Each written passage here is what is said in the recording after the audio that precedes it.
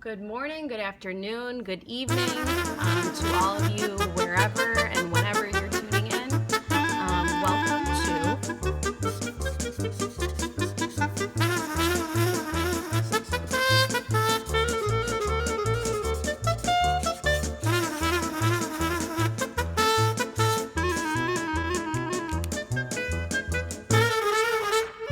So last episode we started practicing some Basquiat facial features, some eyes, some noses, some mouths, and some head shapes. And we discussed a little bit about Jean-Michel Basquiat's life, his history, and his content of his artwork. So what we're going to do is we're going to take all of these practice assemblies of eyes, nose, mouths, and faces, and we are going to create a full portrait on a fresh piece of paper. So what you will need for today is a freshly sharpened pencil, a fresh piece of paper, and then I would also suggest you have a black marker or a nice dark black crayon or oil pastel, something that's really going to brighten up those pencil lines. So I am actually going to grab a pencil and I'm going to sharpen this baby.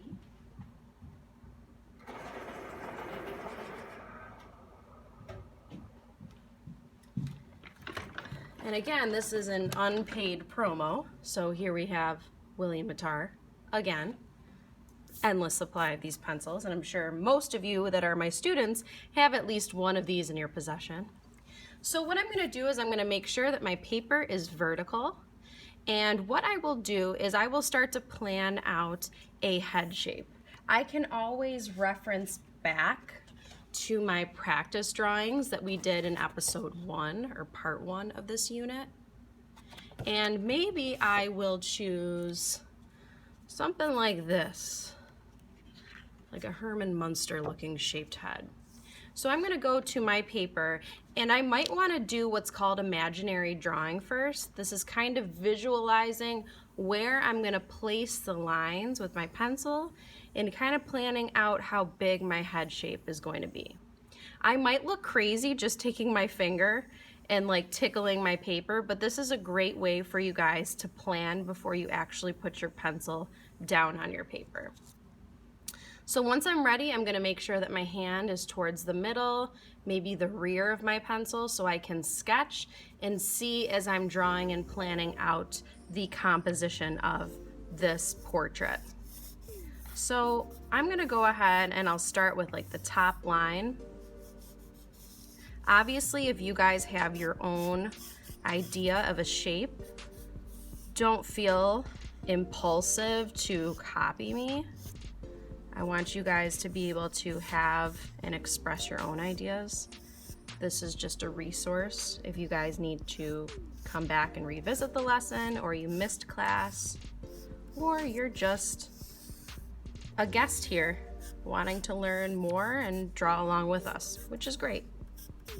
So once I feel like I have the general outline of my head, I can go back in and maybe darken that line and really make that permanent.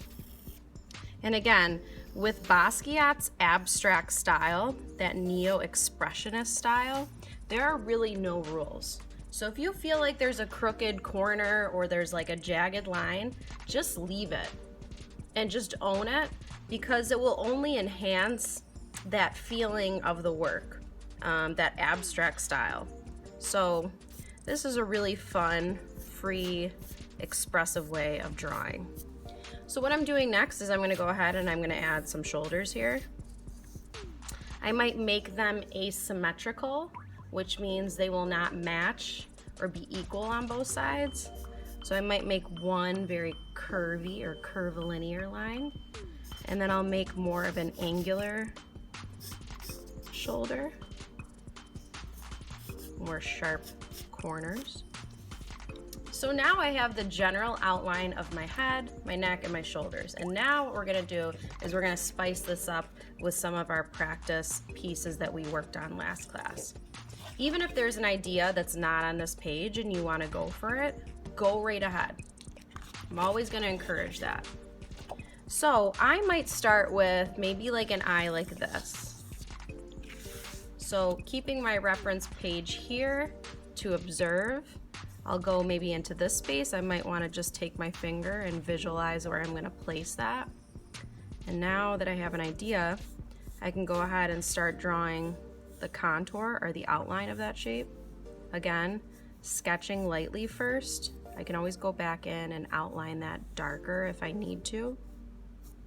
I'll go inside, add some eyelids.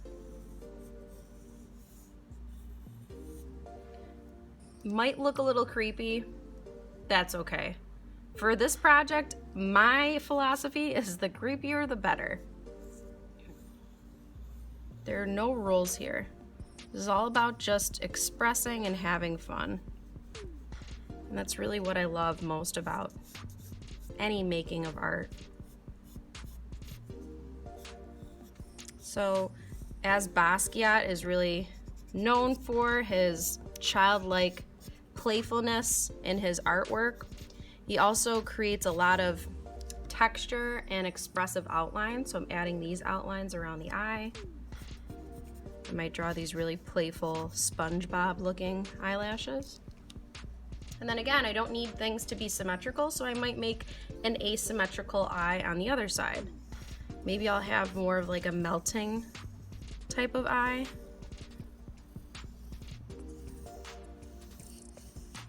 Like that.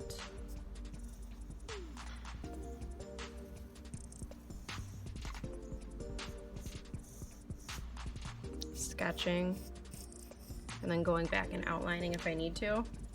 And for me, a lot of the times I draw and I erase, and I'll switch things up. So you might realize as you draw, you erase and make corrections. That's totally fine. I can't tell you how many times I've done a painting or I've done a drawing and I've erased the whole thing and started over. It's whatever's gonna make you feel comfortable and confident.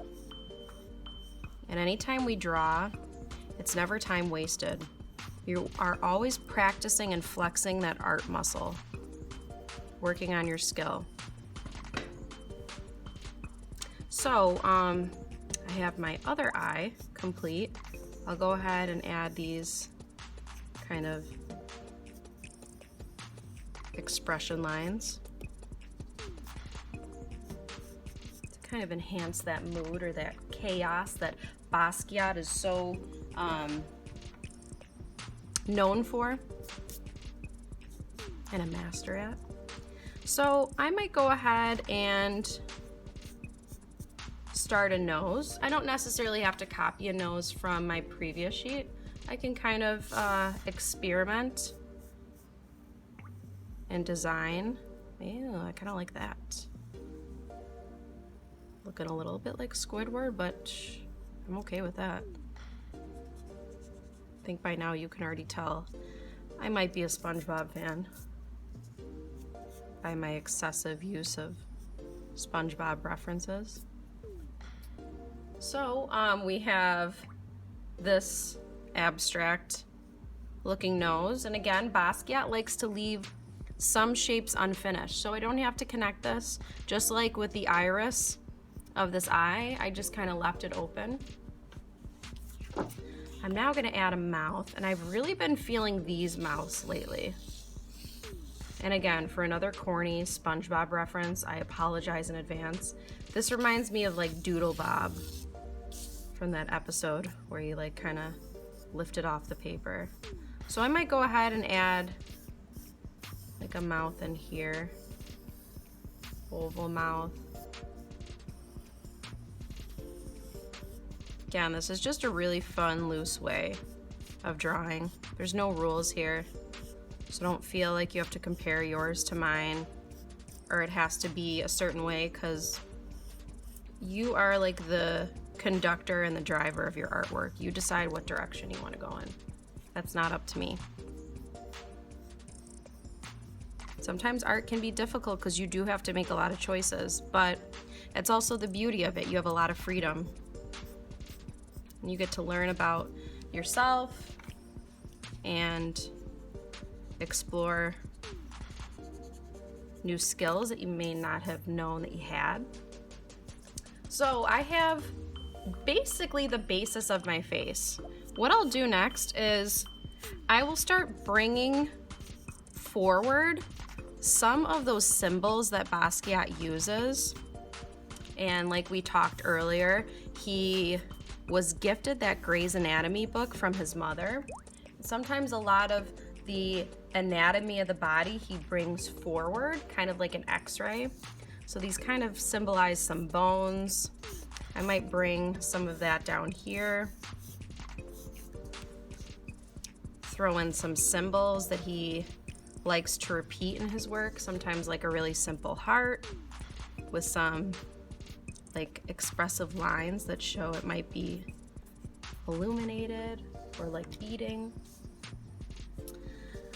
I'll also add his iconic crown because he really viewed himself as a king, which is why you see that repeated in many of his pieces. I'll throw in an ear here.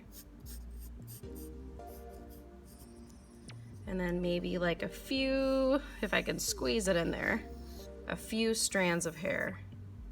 And again, these can be really abstract. Any feature, like the hair here, I don't have to draw individual strands. I can kind of just draw it as a single shape.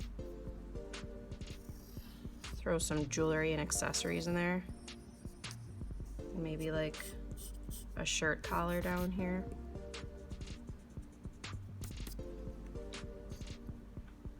Maybe like a little swoopy bang. So now that I have most of my outlines for my portrait, I can now go in with my dark marker or my crayon, whatever your preference is, and we're gonna start to outline all of these lines. So I might fast forward this part or edit it for the video so you don't have to hear my squeaking of my expo marker, because sometimes it's really obnoxious. So I'm gonna go ahead, speed this up.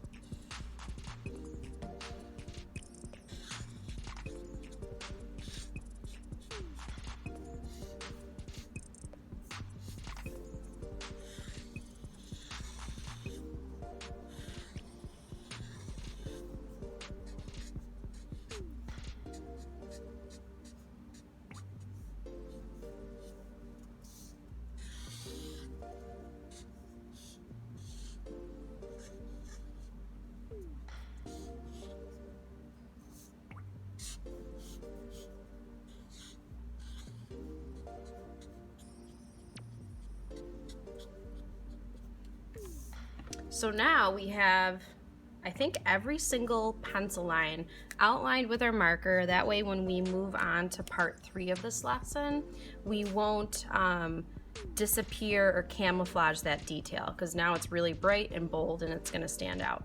So this is where I'm gonna leave off for part 2 of the video. Please tune in for part 3 where we start adding color, some text and graffiti in the background, and our whole portrait and neo-expressionist piece will come together and it will be the cherry on top of our lesson. So tune in and I'll see you guys soon. Thank you.